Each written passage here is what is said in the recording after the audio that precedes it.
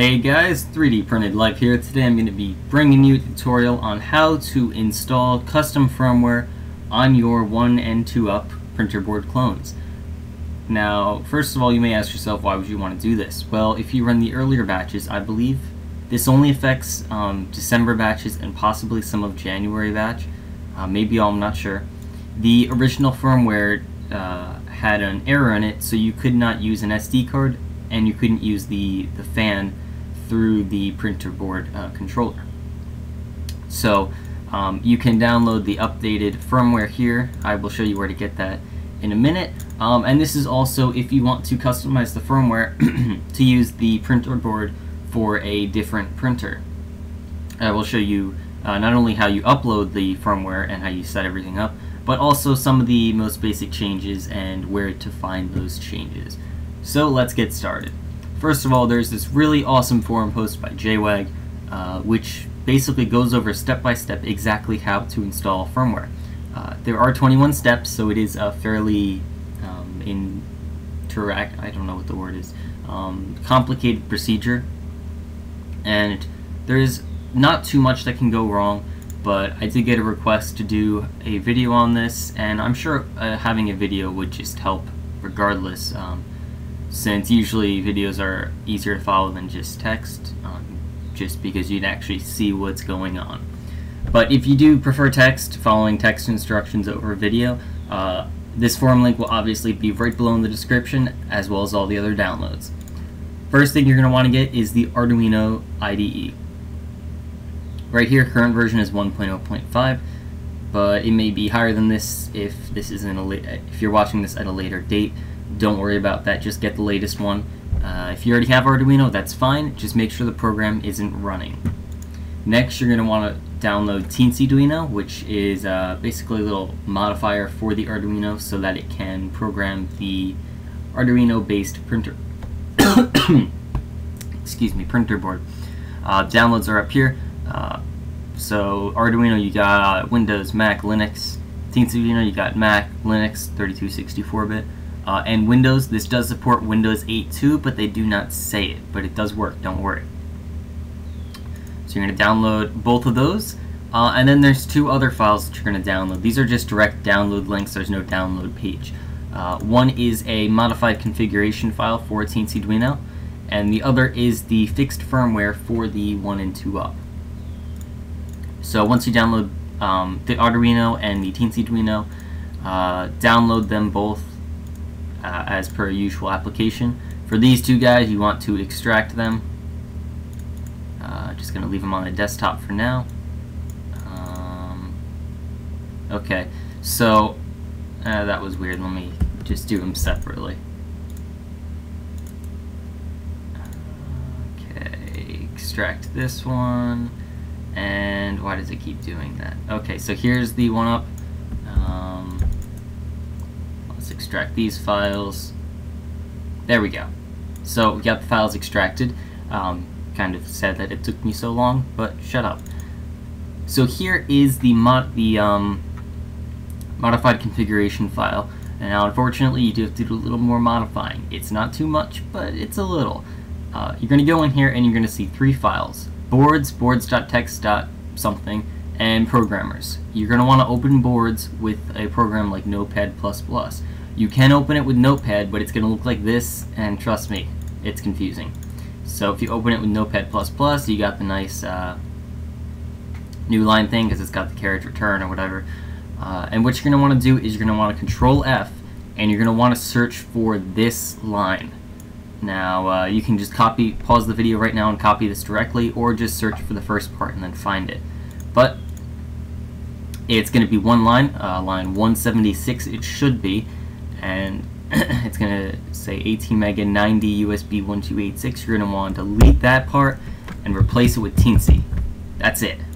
Now once you do that, you can save, close, and you're good. So now you're going to want to insert these files into the Arduino library. So you're going to want to highlight them, copy them, go to wherever your Arduino install is. Mine's in Program Files x86. You're going to click on Arduino, Hardware, Teensy. Now you're going to paste here, and when it says same names, you're going to want to replace the files. Mine are already here, so I'm not going to bother. And once you're done, you should have 4 files in here. One folder called cores with a bunch of junk in it. And then these 3 files that you had before. And they should be updated, well, replaced with the ones that you downloaded, that is, like I said before. So once that's done, you can get rid of those guys. They're good. You should get rid of that zip folder too. So, moving on. Now we're actually going to go to a real-life image so you can see how to install the boot jumper. Okay, so now that you have your software all set up, it's time to do the physical hardware part of this, which is much easier, very thankfully. So here you have your board, and what you're going to want to do is just leave it for now. You do not have to have it plugged into the wall. Here's my power supply plug, but you do have to plug this into the computer now. Alright, then what you're going to do is you're going to come over here, and right in the middle there's this little jumper, this black piece, and it's on one peg, but it's not on the other. What you're going to want to do is pull it off, and sorry you can't see this, apply it so that it is bridging both plugs. It will also say boot. You can't exactly read it because of the flash. It will say boot right next to it on the circuit board, right down in there. So once that's done, you can come over here and push the reset button. Your computer should make a little noise as it is disconnected and then reconnected. And then you just got to wait for the software to install on your computer. It should install automatically. Okay, so now hopefully you have your boot jumper installed, and what you're going to want to do is you're going to want to go in and open up this firmware. You're just going to open up this folder, go into the Marlin folder, and then scroll down to the Marlin Arduino file. This should automatically be associated with Arduino. If not, double click it and then it should suggest opening it with the Arduino IDE.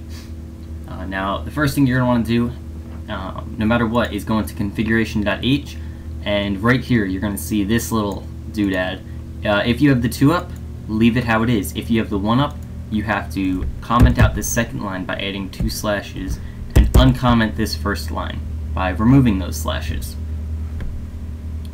And that just basically defines what the maximum build area will be. Now if you were like me and you actually got more like 180 something millimeters for the y-axis, you can actually adjust that value. If you scroll down a bit, let me see if I can find it. Exverting, no direction. Here we go. So right here you're going to see a little section where it's going to say if cubed model 1 and if cubed model 2. Now cubed model 1 is obviously the 1 up, so if you have the 1 up defined up above, it's going to go into here and it's going to define the max positions, and you can adjust these accordingly. And you can also do the same with the 2 up. You only have to do this with whichever one you have. And also to keep in mind, if you're building your own 3D printer with a larger build area than the 175 by 175 by 125, you would change it here. And there's also a bunch of other settings you can change. Auto leveling probe, you can change it to the core XY setup, you can invert any of the axes, add end stops at either minimum or maximum, a whole bunch of stuff. You just kind of have to explore through it. There is a lot of program language in here, obviously, as it's a program, but it's maybe a little overwhelming at first, but once you get it, it really isn't too difficult to understand, and it's easy to change some simple factors. Alrighty, so hopefully when you plugged your board in, the driver's automatically installed, and if they did, you should see your board right here in a serial port. Mine's actually not plugged in at the moment because these videos were done separately for strange reasons, but you should see your serial port here, serial port COM 11 or something like that. Board, you're going to want to change this to bootloader / CDC Teensyduino printer board. It's a mouthful, it's the 4th one down, just click that. And then once you're done with all that, once everything here is good, you can go ahead and click upload. Now I'm not going to do it because it's not plugged in, but when you click upload, it's going to take about 20 seconds, be patient, and then at the very end you're going to see a small error message with whatever, 2 orange lines of error. Don't worry about that, that's okay. You will also hear your printer board disconnect and reconnect to the computer. Don't worry, that's okay too. For whatever reason, that is just how it works. And so once you have that uploaded, you're gonna go back to real life and unplug that boot drive. Okay, so you're done with that. Got the little error message, which is strangely good. So what you're gonna do now is you're going to disconnect this boot drive. Very important you do this, otherwise it won't work. Hit the reset button. You will again hear your computer disconnect and reconnect. And then what you can do is you can go ahead and plug in your power supply, test your printer, and make sure everything works. And then at that point you should be all set. So I'm going to go back to the computer. Okay, so hopefully at this point you have disconnected your boot jumper, everything's connected back together, and it's time to test it. So just plug it in like you would before, make sure you have everything powered on, and just go into Repeteer and try moving. Also try turning on the fan, and if you have an SD card you can try accessing that. Keep in mind a very strange thing, the fan, it does matter which pole is on which side. In other words, you can't reverse the plug, it has to be a certain way. And I don't exactly know why this is. It has to do with the pulse width modulation, which controls the speed, but you think it could be reversible, but it just can't be for whatever reason. So if your fan isn't working, try flipping it around before you freak out, and it probably will end up working. So thank you all for watching this video. I hope you found it helpful. Hopefully this makes sense in the final edit, because I had to do a bit of throwing out because I was rendering while I recorded and the quality was atrocious. So yeah, hopefully this came out better. Thank you all for watching this. If you found it helpful, please give me a thumbs up. If you had any problems, leave a comment below and I will try to get back as quick as possible. Or somebody else might even be able to help you before me. And also check out the forum page here. Whoops. There's over 150 comments, 174 to be exact. So if you are having a problem, odds are somebody else had it before and somebody found a solution. So just Control F and look around for your problem and you can probably find an answer within about 10 minutes or so. So that is all for now. I hope you enjoyed. Catch you later.